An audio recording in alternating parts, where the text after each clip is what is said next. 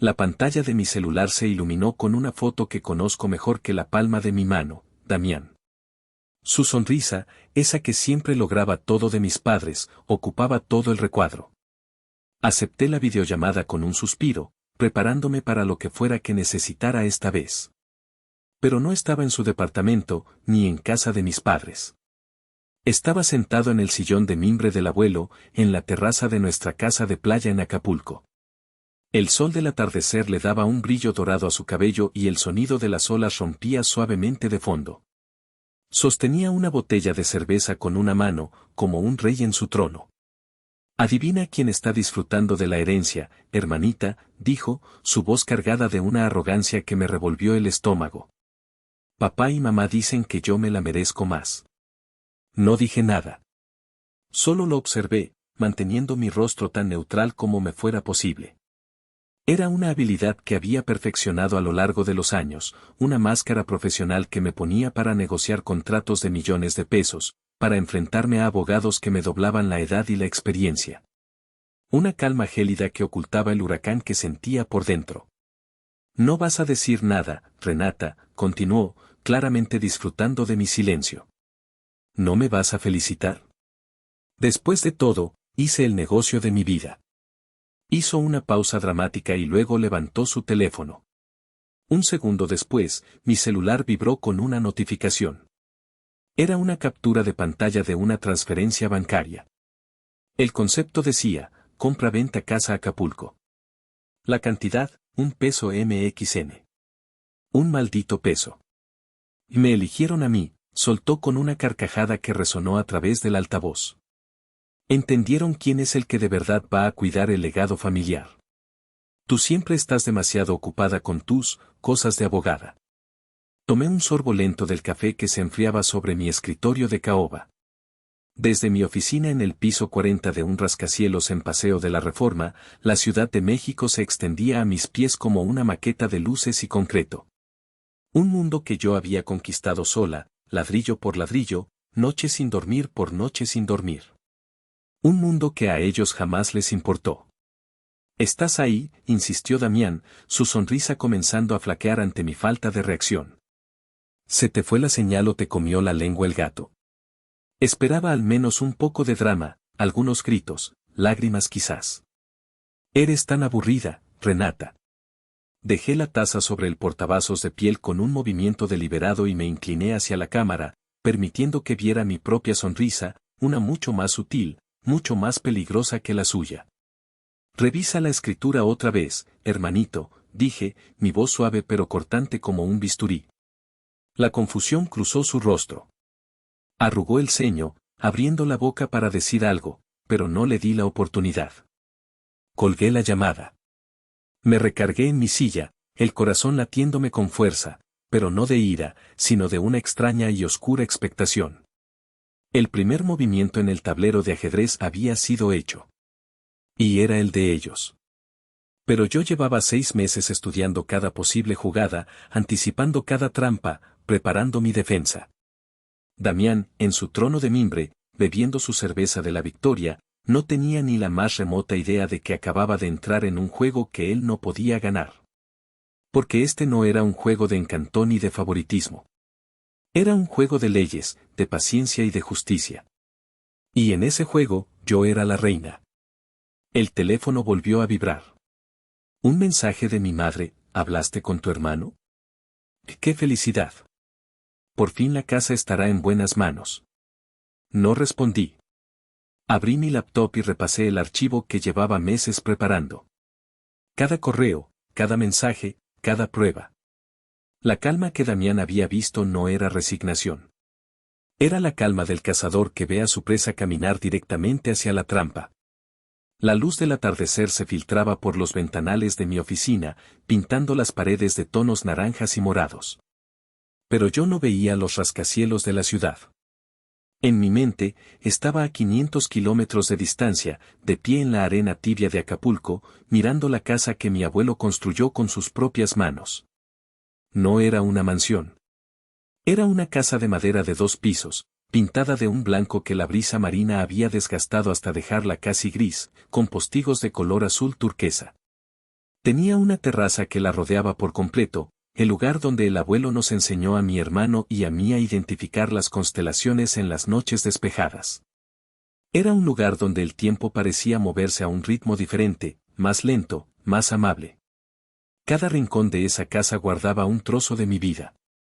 En la cocina, con sus azulejos de talavera y su eterna sensación de frescura, mi abuela me había enseñado a hacer agua de horchata, su receta secreta que incluía un toque de canela y vainilla de Papantla. Aún podía oler la mezcla dulce y especiada si cerraba los ojos. En el suelo de madera de la sala, había una pequeña marca casi imperceptible cerca de la chimenea, la cicatriz de la primera vez que intenté andar en bicicleta sin rueditas y terminé estrellándome contra la pared. Tenía 5 años y el abuelo, en lugar de regañarme, se rió a carcajadas y me dijo que las mejores historias siempre empiezan con una buena caída. Fuera, en el jardín trasero, se alzaba un majestuoso árbol de tabachín. El abuelo lo había plantado el día que nació mi madre. Cada primavera, el árbol explotaba en un incendio de flores anaranjadas, una celebración de vida que marcaba el inicio de nuestras vacaciones de Semana Santa. Bajo su sombra, había leído mi primer libro de corrido, 100 años de soledad, transportada a Macondo mientras las olas del Pacífico susurraban a lo lejos. Esa casa era nuestro ancla, el único lugar constante en una vida que, para mí, siempre se sintió en movimiento. Era el escenario de navidades ruidosas, de cumpleaños con pasteles caseros, de tardes de lluvia jugando lotería con frijoles como fichas. Era el lugar donde me sentí, por última vez, simplemente Renata, y no la hermana de Damián, la hija responsable, la que siempre puede sola. Y ahora, mis padres la habían vendido. Por $1. No era por el dinero. Bueno, no del todo. Yo sabía perfectamente que esa propiedad, por su ubicación privilegiada en una de las playas más codiciadas de la bahía, tenía un valor de mercado que superaba los 30 millones de pesos.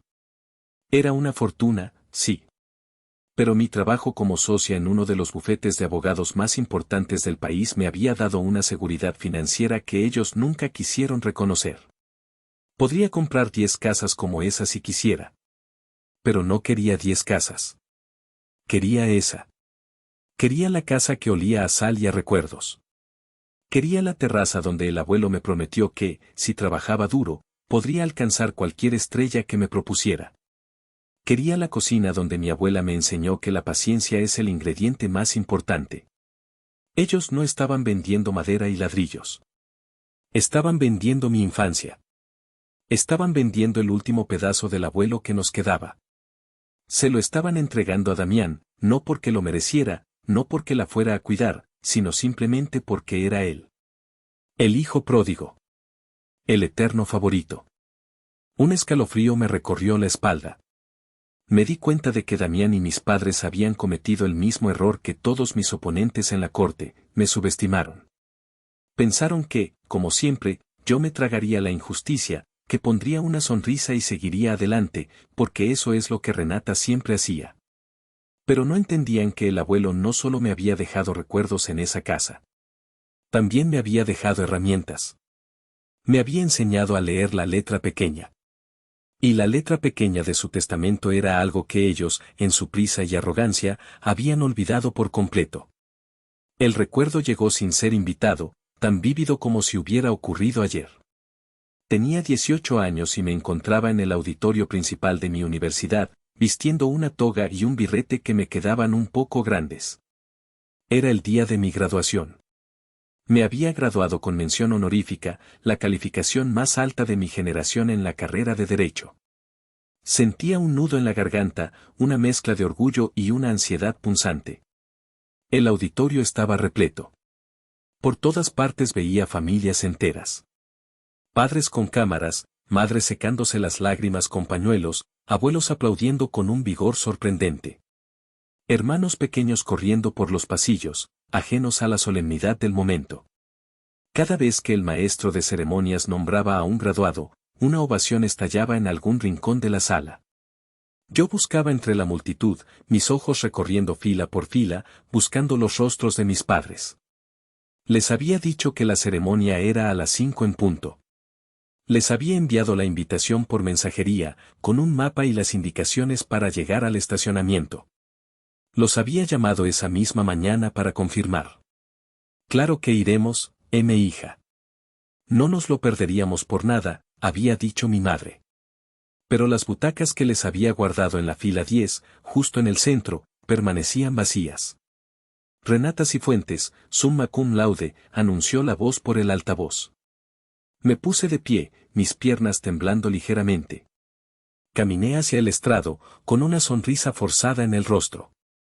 Mientras el rector me entregaba mi diploma y me colgaba la medalla de honor, el aplauso que recibí fue el aplauso genérico y cortés de un montón de extraños. No hubo un grito de «esa es mi hija», de mi padre. No hubo un sollozo de orgullo de mi madre. Solo un silencio abrumador proveniente de la fila 10.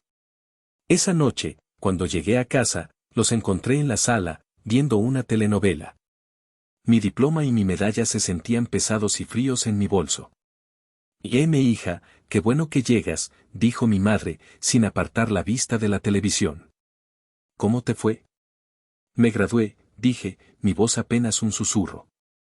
Ay, qué bueno, respondió, como si le estuviera diciendo que había ido a comprar el pan. Felicidades. Oye, ¿qué día hemos tenido?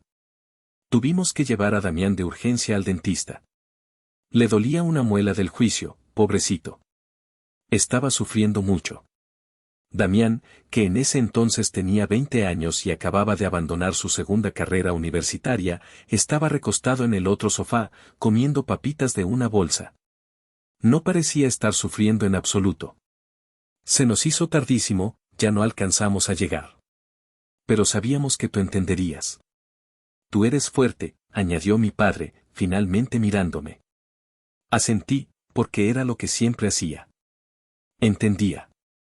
Era fuerte. Tragué el nudo de decepción y me fui a mi cuarto. Guardé el diploma en un cajón y colgué la medalla en el fondo de mi closet. No hubo cena de celebración. No hubo brindis. Mi mayor logro hasta ese momento había sido eclipsado por una muela del juicio. La ironía me golpeó años después, cuando Damián, a sus 25, decidió que quería ser DJ. Mis padres, los mismos que no pudieron llegar a mi graduación, le organizaron un viaje de un mes a Ibiza para que se inspirara y encontrara su verdadera pasión. Invirtieron una cantidad de dinero que yo jamás me hubiera atrevido a pedirles en equipo de sonido profesional. El proyecto, por supuesto, fracasó. El equipo terminó acumulando polvo en la bodega. Pero a él nunca le faltó el apoyo, el entusiasmo, la presencia incondicional de nuestros padres. Ese día en el auditorio aprendí una lección fundamental: mis logros siempre serían invisibles para ellos. Mi fuerza no era una cualidad que admiraran, sino una excusa conveniente para abandonarme.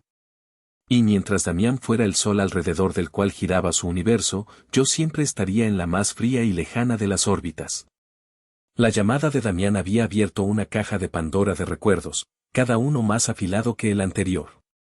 Mi mente, entrenada para encontrar patrones y precedentes, no podía evitar conectar los puntos de una vida entera de favoritismo. Y el patrón más claro, el más doloroso, era el del dinero. Recuerdo perfectamente la tarde en que me senté con mis padres en la mesa del comedor para hablar de la universidad. Tenía 17 años y acababa de recibir la carta de aceptación de una de las mejores facultades de Derecho del país, una universidad privada con una colegiatura que, para mí, era astronómica. Había conseguido una beca del 70% por mi promedio, pero el 30% restante seguía siendo una montaña de dinero que no teníamos. Hija, estamos muy orgullosos de ti, comenzó mi padre, con ese tono serio que usaba para las malas noticias. Pero tienes que ser realista. No podemos pagar eso. Damián quiere poner un pequeño negocio, un food truck de hamburguesas gourmet. Ya le prometimos que lo ayudaríamos con sus ahorros. Pero papá, es mi futuro, supliqué, sintiendo como mis sueños se desmoronaban. Y el de Damián no lo es, intervino mi madre, a la defensiva. Tu hermano es un emprendedor, necesita capital inicial. Tú eres tan inteligente, seguro encontrarás una opción más barata. O podrías trabajar un tiempo y ahorrar. La conversación terminó ahí. El food truck de Damián, por supuesto, fue un fracaso rotundo que duró menos de 6 meses y les costó todos sus ahorros. Yo, por mi parte, acepté la beca y me inscribí en la universidad.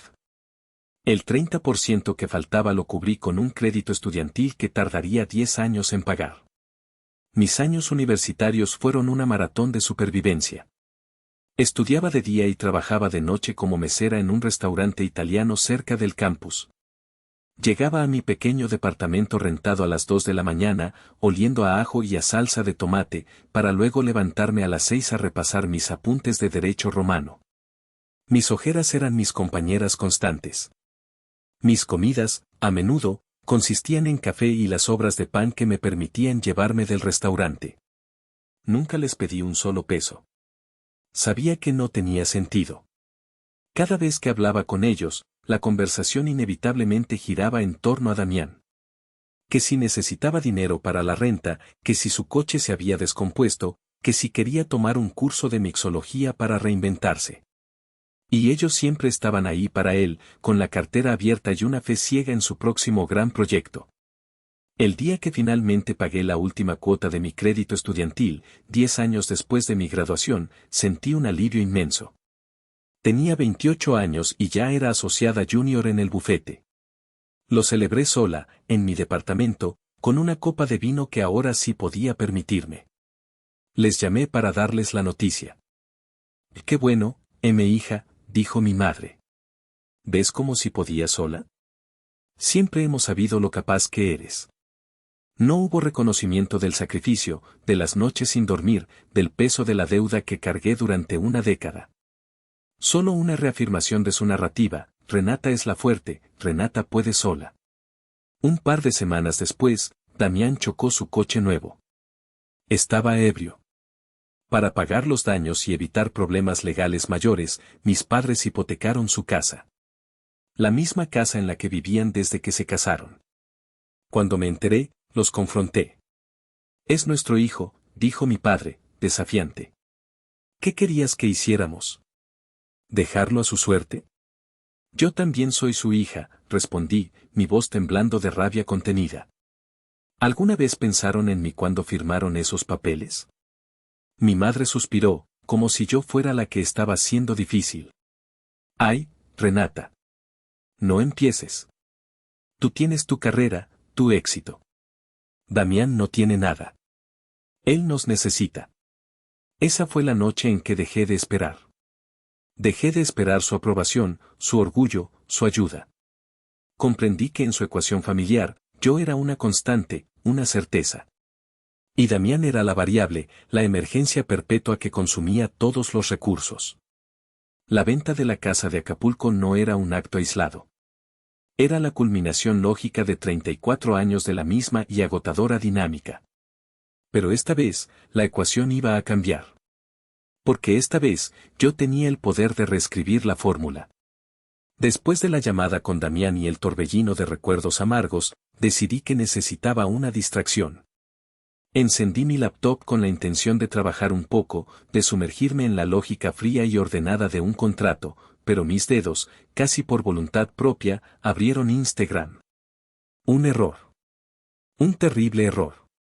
Lo primero que apareció en mi feed fue una publicación de Gala, la prometida de Damián. Era un carrusel de imágenes.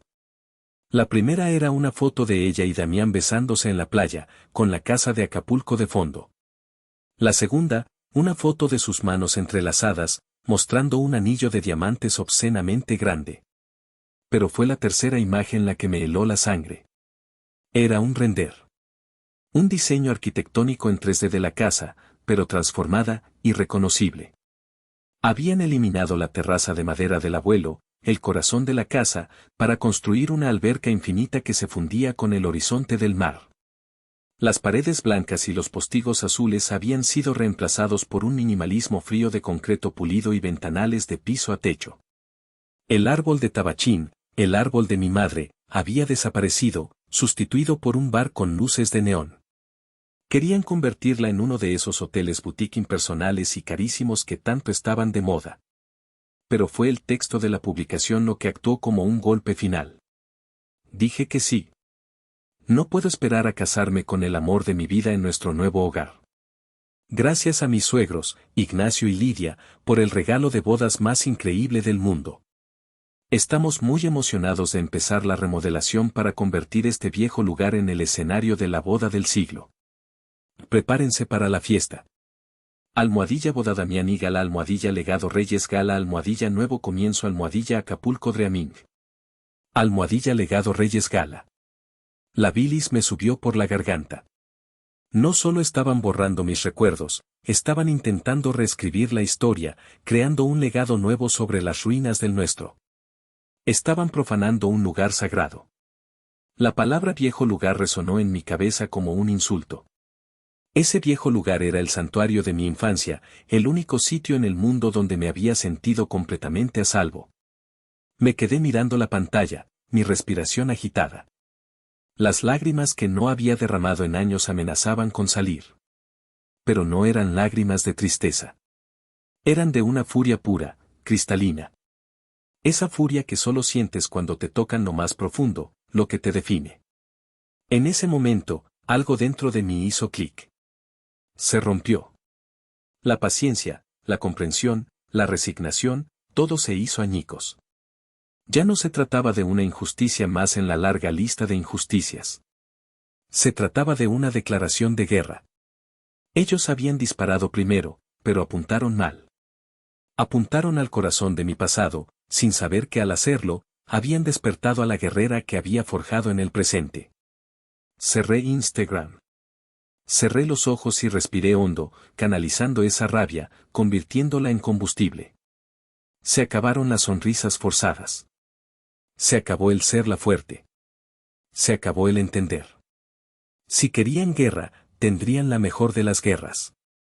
Una guerra legal, silenciosa, metódica y absolutamente devastadora. Agarré mi teléfono. Ya no para ver redes sociales. Busqué en mis contactos un número que había guardado hacía 6 meses, un número que esperaba nunca tener que usar. Un nombre que mi abuelo me había mencionado en su lecho de muerte, con una lucidez que me sorprendió. Licenciado Cienfuegos. Marqué el número. Era hora de despertar al guardián de la voluntad de mi abuelo. Era hora de recordarles a todos quién era yo. Yo era Renata Cifuentes. Y ellos acababan de cometer el peor error de sus vidas. El teléfono sonó 3 veces antes de que una voz grave y pausada respondiera. Bufete Cienfuegos y Asociados, buenas tardes. Buenas tardes, respondí, mi propia voz sonando más firme de lo que me sentía. Busco al licenciado Cienfuegos. Mi nombre es Renata Cifuentes. Soy la nieta de Fausto Cienfuegos. Hubo un silencio al otro lado de la línea, un silencio que no era incómodo, sino más bien reflexivo. Señorita Cifuentes, dijo finalmente la voz, y pude percibir un cambio sutil, un tono de calidez y reconocimiento. ¡Qué sorpresa tan esperada! Su abuelo me habló mucho de usted. Permítame un segundo. Escuché el sonido de papeles siendo movidos. El licenciado Cienfuegos era de la vieja escuela. Me lo imaginé en una oficina llena de libros con lomos de piel y muebles de madera oscura, un hombre cuya palabra valía más que cualquier contrato digital. Mi abuelo lo llamaba el último de los justos. Aquí lo tengo, dijo el abogado. Fausto Cienfuegos. Fideicomiso irrevocable de bienes inmuebles.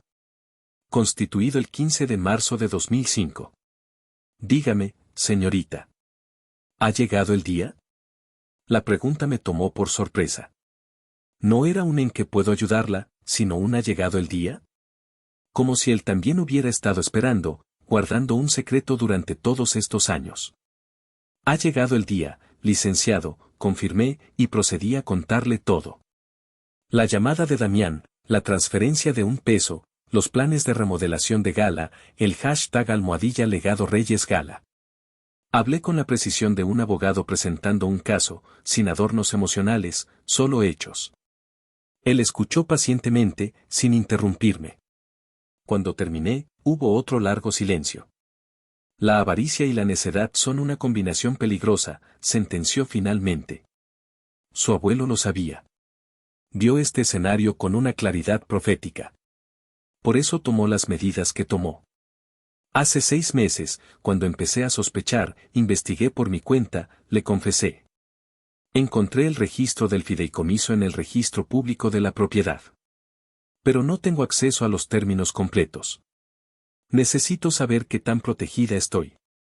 Usted no está protegida, señorita Cifuentes, dijo el licenciado, y mi corazón dio un vuelco. Usted es una fortaleza. El fideicomiso es una obra maestra de la previsión legal. Su abuelo se aseguró de que fuera irrevocable. Ni sus padres ni su hermano pueden alterarlo, venderlo o modificarlo. Ellos fueron nombrados fideicomisarios, es decir, administradores. Su única obligación es preservar el bien para los fideicomisarios, que son usted y su hermano, en partes iguales e indivisibles. Entonces la venta es, empecé a preguntar. Completamente nula. Es un acto jurídico inexistente, me interrumpió con rotundidad. Lo que han hecho no es una venta, es un fraude. Un intento de simulación de acto jurídico para privarla de su 50%. Y su abuelo, que en paz descanse, anticipó incluso eso. Me senté más derecha en mi silla. ¿Qué quiere decir? Quiero decir que el documento contiene una cláusula específica, la cláusula 14b, que yo mismo redacté bajo sus instrucciones. La llamamos la cláusula de tierra quemada.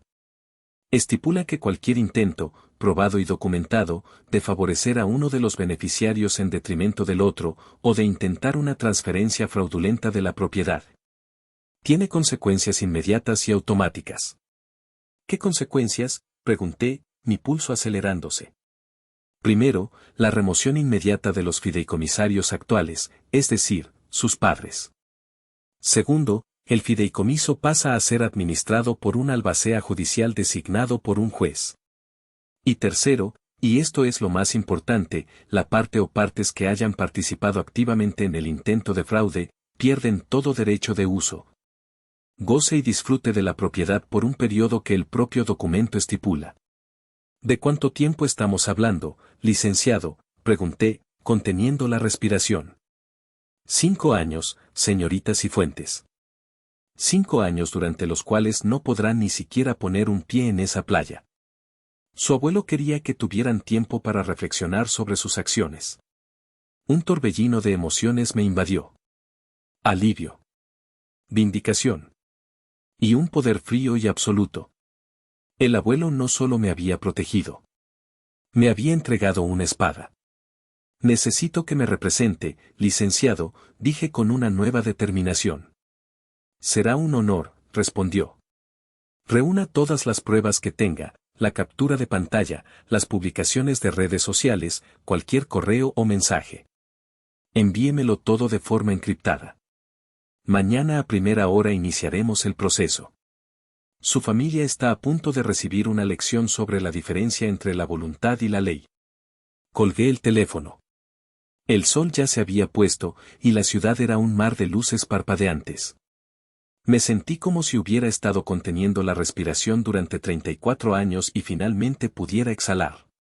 La guerra había comenzado. Y yo tenía el mejor general de mi lado, el espíritu de mi abuelo.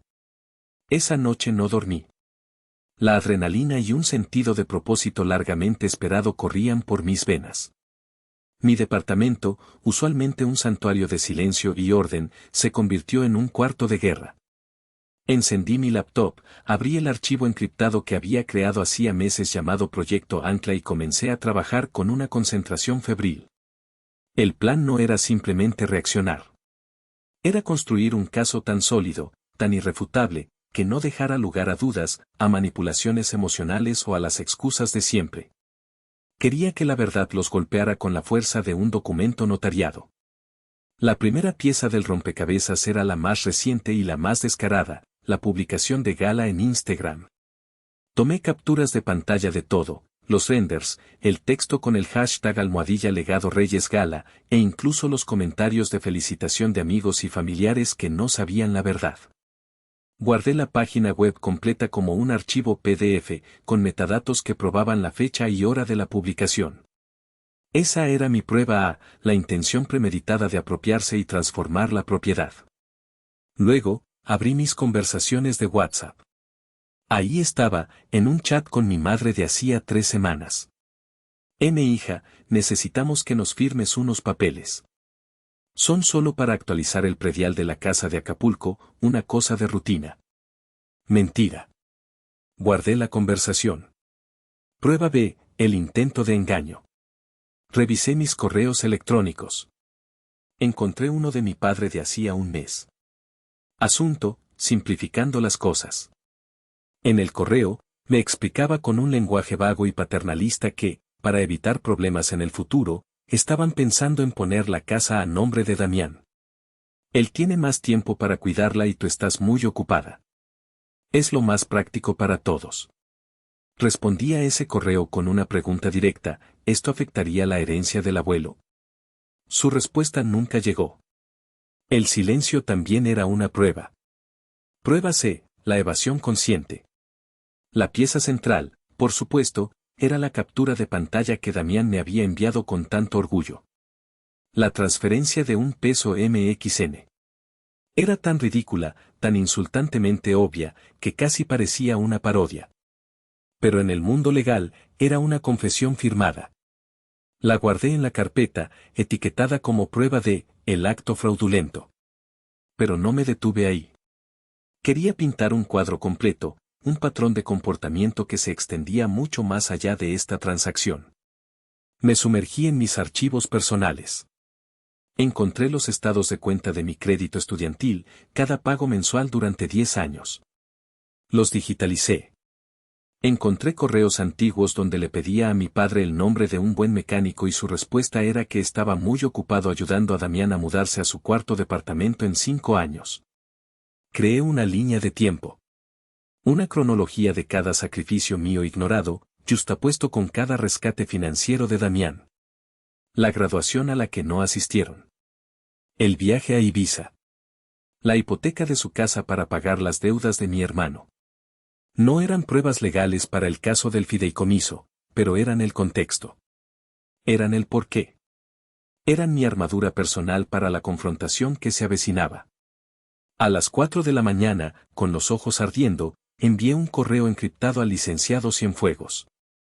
Adjunté cada archivo, cada captura de pantalla, cada documento, todo organizado en carpetas numeradas y con una descripción detallada.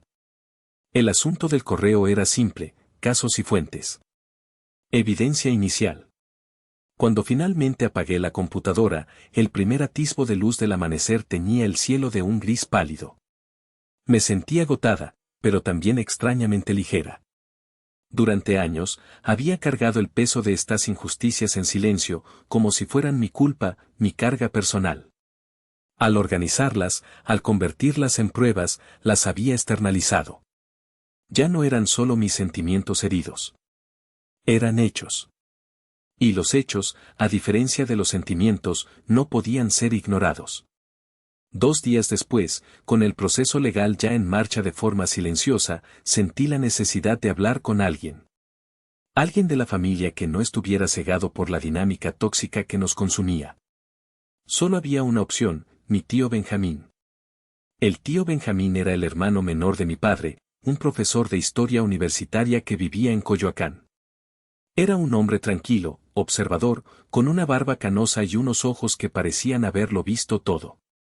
Siempre se había mantenido al margen de los dramas familiares, pero yo sabía, por sus miradas y sus comentarios ocasionales, que él veía la verdad. Lo llamé y le pedí que nos viéramos para tomar un café. Nos encontramos en un pequeño café de barrio, uno de esos lugares con sillas de madera y olor a grano recién molido. El aire olía a lluvia y a tierra mojada. Le conté todo, desde la videollamada de Damián hasta mi conversación con el licenciado Cienfuegos. Hablé sin parar durante casi media hora, soltando toda la frustración y la rabia que había contenido. Él me escuchó como siempre lo hacía, en silencio, asintiendo de vez en cuando, su taza de café humeante entre las manos. Cuando terminé, se quedó pensativo por un momento, mirando por la ventana a la gente que pasaba. Tu abuelo era un hombre sabio, Renata, dijo finalmente, su voz profunda y calmada. Sabía que tu padre, mi hermano, es un hombre bueno pero débil. Y un hombre débil en manos de un hijo manipulador es una herramienta peligrosa. Tu madre, por otro lado, siempre ha estado obsesionada con la apariencia, con la idea de que Damián, por ser el hombre, era el que debía triunfar, aunque tuviera que construirle un camino de oro para que lo hiciera. Siempre lo supe, tío. Pero es diferente escucharlo de alguien más, confesé, sintiendo un nudo en la garganta. A veces me hacían sentir que yo era la loca, la exagerada.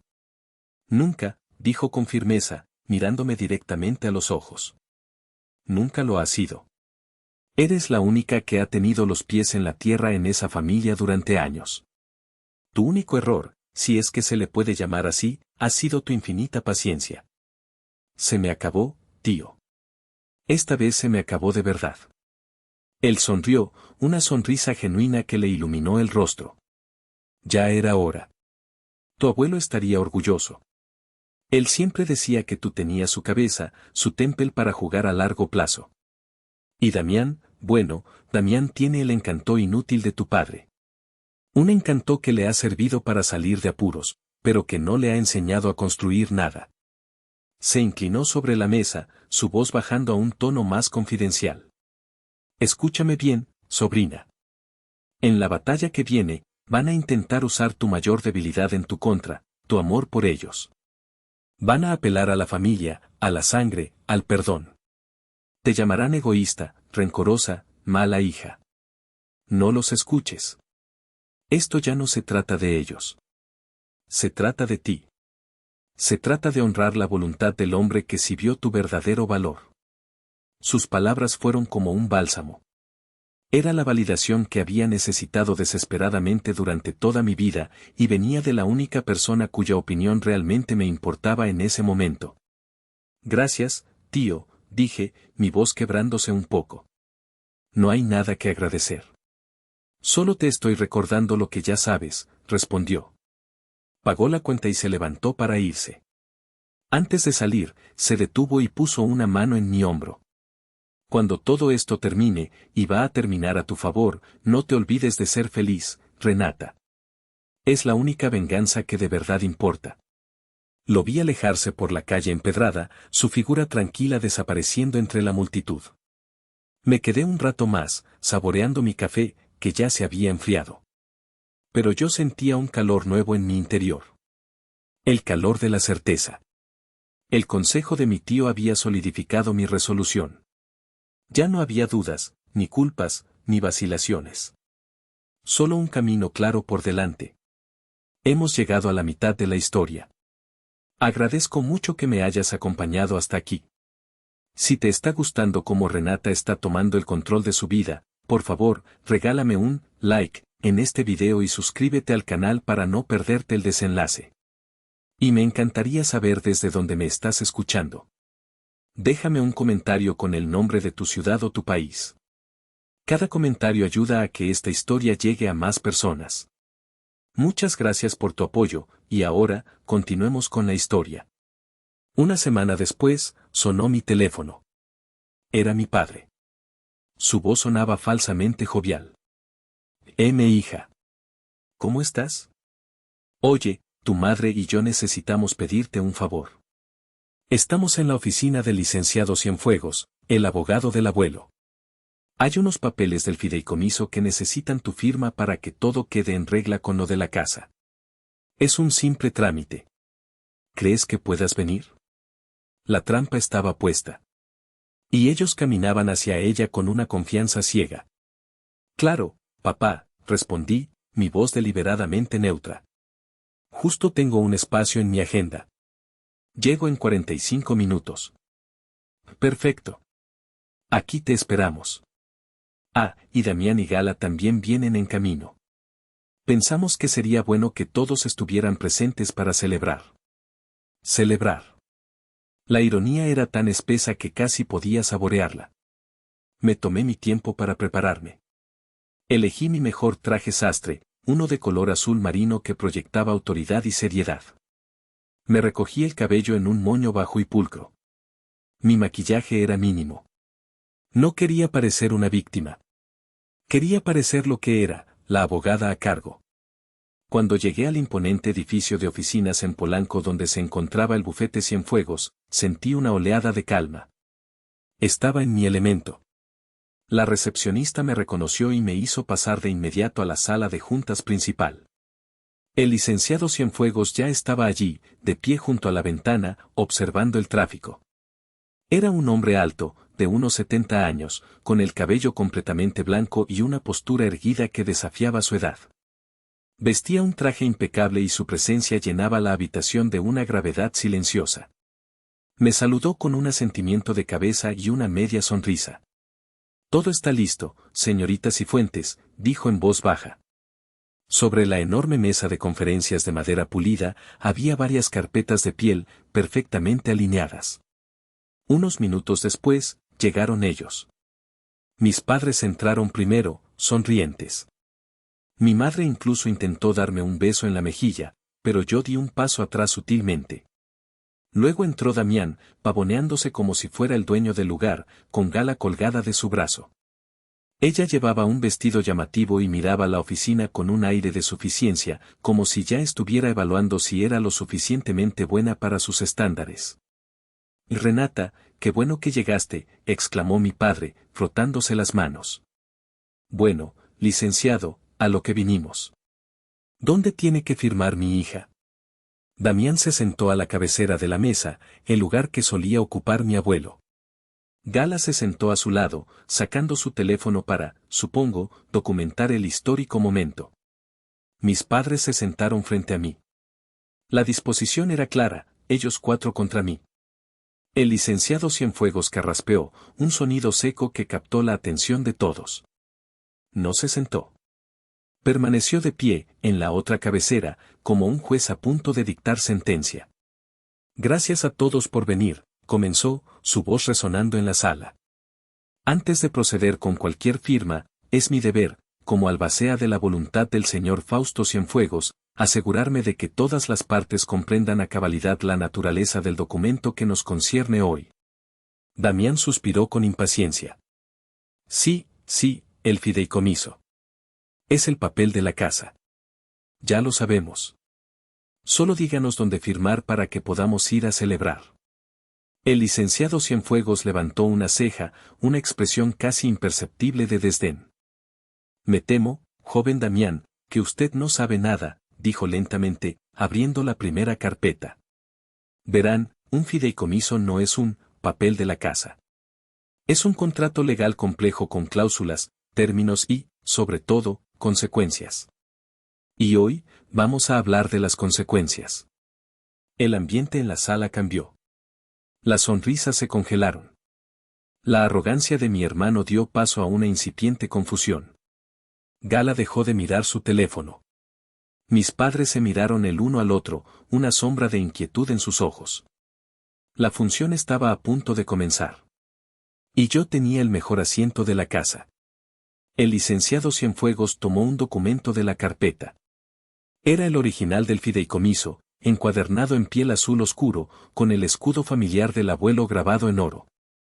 Lo sostuvo con una reverencia que contrastaba brutalmente con la displicencia con la que mi familia había tratado el tema.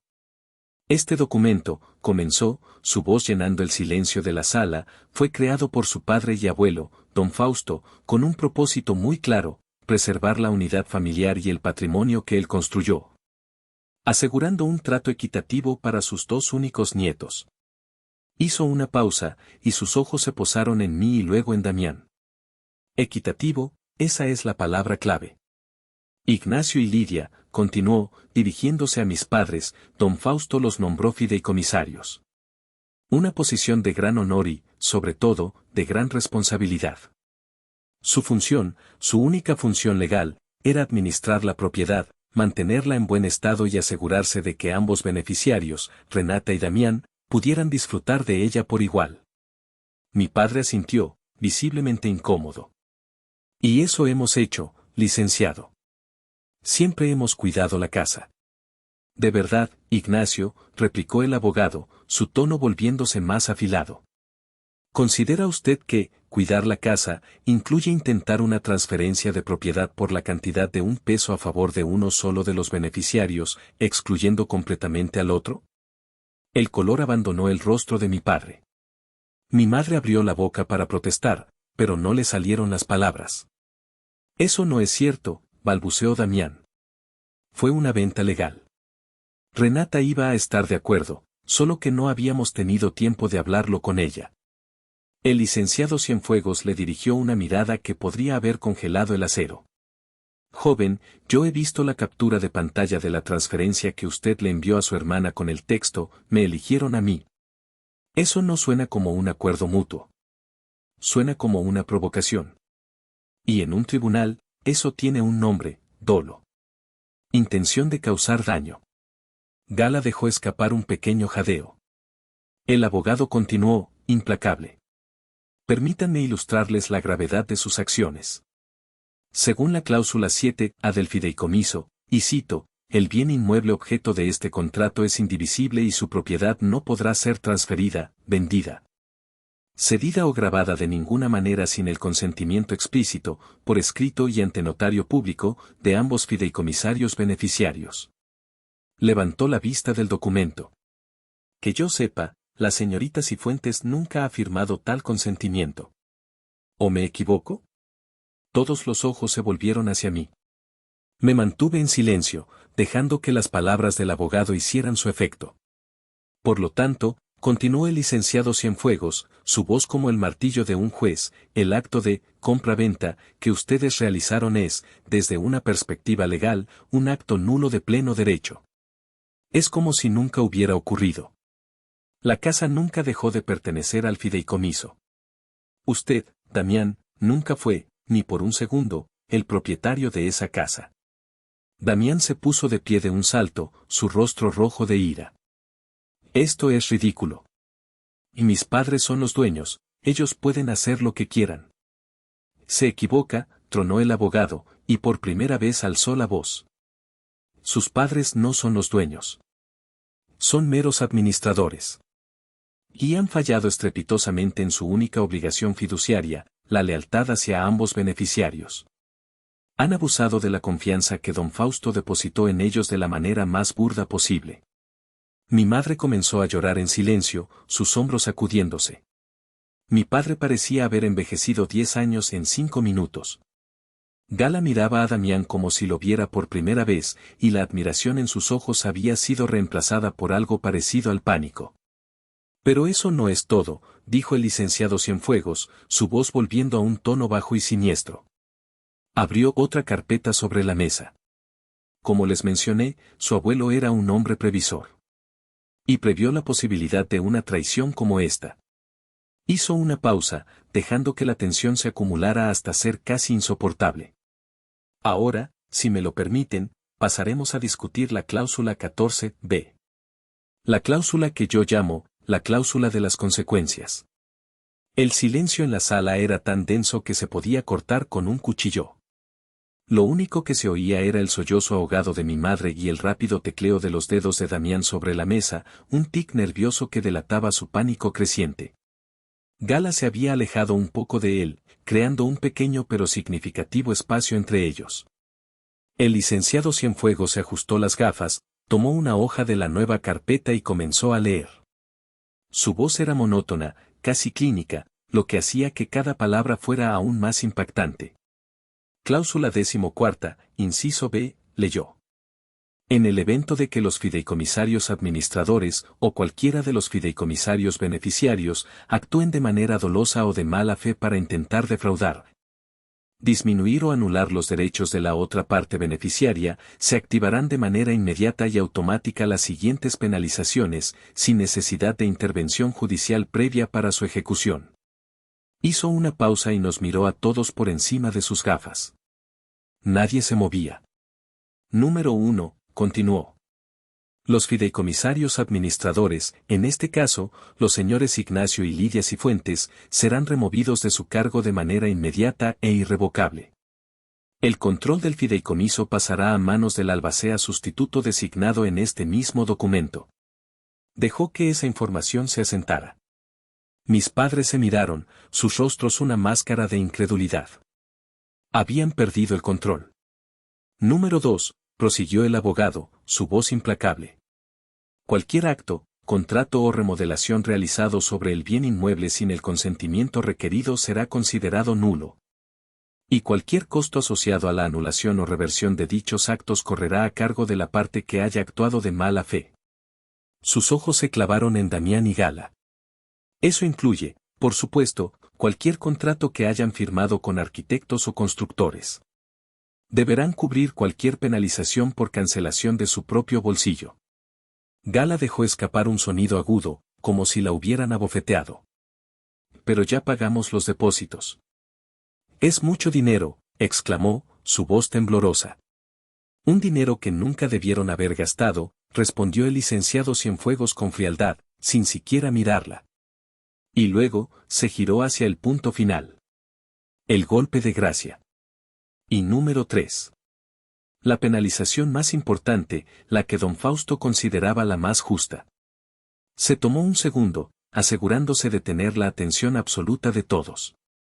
La parte o partes, sean administradores o beneficiarios, que hayan participado activamente en el intento de fraude, quedarán privadas de todo derecho de uso, goce y disfrute de la propiedad por un periodo ininterrumpido de 5 años.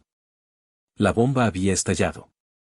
5 años, gritó Damián, su voz rompiéndose en una mezcla de incredulidad y furia. Eso es imposible. No pueden hacerme eso. No soy yo quien lo hace, joven. Es su abuelo. Es su voluntad.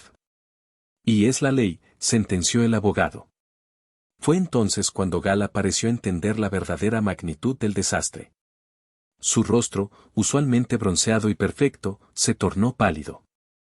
¿Y mi boda?, susurró, su voz apenas audible. ¿Qué pasa con mi boda? Nos casamos en Acapulco en 6 meses. Ya enviamos las invitaciones.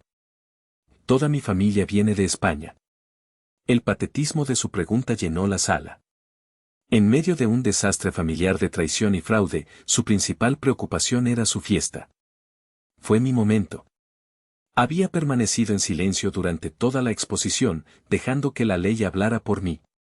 Pero ahora, todos se giraron para mirarme, como si yo tuviera la respuesta, la solución mágica. Mi madre con ojos suplicantes, mi padre con desesperación, Damián con odio puro, y Gala con un pánico egoísta. Me incliné hacia adelante, apoyé los codos en la mesa y los miré a todos, uno por uno.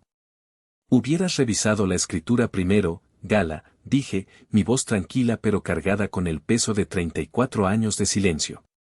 Una boda se puede celebrar en cualquier lugar. La confianza de una familia, una vez que se rompe, no se puede reparar tan fácilmente.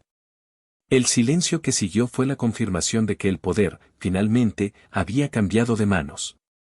La revelación de la cláusula de penalización rompió la última barrera de contención. La fachada de familia civilizada se derrumbó, dejando al descubierto décadas de resentimiento y disfunción. Damián fue el primero en explotar. Se giró hacia nuestros padres, su rostro congestionado por la rabia. Esto es su culpa, gritó, señalándolos con un dedo tembloroso. Ustedes me dijeron que todo estaba arreglado. Que la casa era mía. Me hicieron quedar como un idiota. Hijo, no sabíamos, comenzó mi padre, su voz débil. No sabían nada. Nunca saben nada, lo interrumpió Damián. Luego, su ira se centró en mí. Y tú, Siseo, sus ojos llenos de veneno. Debes estar disfrutando esto, ¿verdad, Renata? Siempre la perfecta, la intocable. Y siempre esperando el momento para verme caer. No respondí. Simplemente lo sostuve la mirada, dejando que su veneno se estrellara contra mi calma. No necesitaba defenderme. Los hechos hablaban por sí solos. Fue entonces cuando mi madre se levantó y se acercó a mí. Sus ojos estaban rojos e hinchados, su maquillaje corrido. Se arrodilló a mi lado, una imagen tan impactante y patética que me revolvió el estómago. Agarró mi mano entre las suyas, sus manos frías y temblorosas. Renata, por favor, suplicó, su voz rota por el llanto. Tienes que ayudarnos. Habla con el licenciado. Dile que fue un malentendido. No puedes hacernos esto. No puedes hacerle esto a tu hermano. Aparté mi mano con suavidad pero con firmeza. No, mamá. Yo no les hice nada. Ustedes se hicieron esto a sí mismos. No lo entiendes, sollozó. Solo queríamos lo mejor para Damián. Tú ya tienes tu éxito, tu carrera, tu dinero. Él no tiene nada. Él necesita la casa más que tú. Y ahí estaba. La misma excusa, la misma justificación retorcida que habían usado toda mi vida. La confesión de su crimen. El epicentro de todo el dolor. Me puse de pie, mirando a mi madre arrodillada en el suelo, y luego a mi padre, encogido en su silla, y a mi hermano, derrotado y furioso. La compasión que podría haber sentido se evaporó, reemplazada por una claridad glacial. ¿Lo mejor para él?, pregunté, mi voz resonando en la sala. ¿O lo más fácil para ustedes? Durante 36 años han construido una jaula de oro alrededor de Damián. Nunca le permitieron fallar, nunca le permitieron aprender. Le solucionaron cada problema, pagaron cada deuda, aplaudieron cada capricho. No criaron a un hombre. Crearon un parásito emocional incapaz de sobrevivir en el mundo real. Mis palabras colgaron en el aire, crudas y brutales. Y para alimentar a ese parásito, continué, mi voz subiendo de volumen con cada palabra, me usaron a mí. Ignoraron mis logros, minimizaron mis sacrificios, dieron por sentada mi fuerza. Y ahora, cuando ya no quedaba nada más que dar, decidieron robar mi legado, la única cosa que el abuelo protegió para mí, para dársela a él. Me acerqué a mi madre y la miré directamente a los ojos. Tú no querías lo mejor para él. Tú querías que él te necesitara para siempre. Y tú, papá, querías que él fuera el hombre que tú nunca te atreviste a ser. Su debilidad alimentaba sus propios egos. Por primera vez en mi vida, no estaban escuchando a la niña invisible. Estaban escuchando a la mujer en la que me habían obligado a convertirme. Una mujer que había aprendido a luchar sola, a construir su propio castillo sin la ayuda de nadie. Así que no, mamá. No voy a arreglar esto, dije, mi voz volviendo a ser tranquila, pero esta vez era la calma de la resolución final. Esta vez, van a enfrentar las consecuencias de sus acciones. Todos ustedes. Me di la vuelta y miré al licenciado Cienfuegos, que había observado toda la escena en un silencio profesional. Licenciado, dije con autoridad. Por favor, proceda a ejecutar los términos del fideicomiso tal y como están escritos. Mi declaración final cayó como una sentencia en la sala. Gala fue la primera en moverse. Se levantó, recogió su bolso de diseñador y, sin mirar a nadie, caminó hacia la puerta. Gala, ¿a dónde vas?, gritó Damián, su voz teñida de pánico. Ella se detuvo en el umbral, se dio la vuelta y le dedicó una mirada llena de desprecio. Yo me iba a casar con el dueño de una casa de 30 millones en Acapulco, dijo, su voz gélida. No con un fraude desempleado que tiene prohibido hasta pisar la playa. Llama a tu abogado, Damián. O mejor dicho, pídele a tu hermana que te preste el suyo. Y con eso, desapareció, el sonido de sus tacones resonando en el pasillo como el eco de un futuro que se desvanecía. Damián se desplomó en su silla, completamente derrotado. Mis padres me miraban con una mezcla de miedo y una nueva, e incómoda, forma de respeto. El equilibrio de poder en la familia Cifuentes se había alterado para siempre. Renata, por favor, susurró mi padre. 5 años es mucho tiempo. Tu madre y yo, estamos viejos. La casa del abuelo.